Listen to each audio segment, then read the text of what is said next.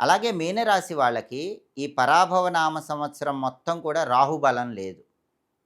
2026 December 5 వరకు రాహువు 12వ స్థానంలో ఉన్నాడు. దీనివల్ల డబ్బెక్కువ ఖర్చు చేస్తారు. రూపాయి ఖర్చు పెట్టాల్సిన చోట రూ. 10 ఖర్చు చేస్తారు. రహస్య శత్రువులు, వెన్నుపోటు పొడిచేవాళ్ళు కూడా ఉంటారు. 2026 డిసెంబర్ 5 తర్వాత రాహువు వాళ్ళ రాశిలోకే వస్తాడు. మళ్ళీ 2027 ఏప్రిల్ 6 వరకు వాళ్ళ రాశిలోనే ఉంటాడు. అప్పుడు ఏం జరుగుతుందంటే రాహువు మీనరాశిలోనే ఉండటం వల్ల ప్రాక్టికల్ థింకింగ్ తగ్గుతుంది.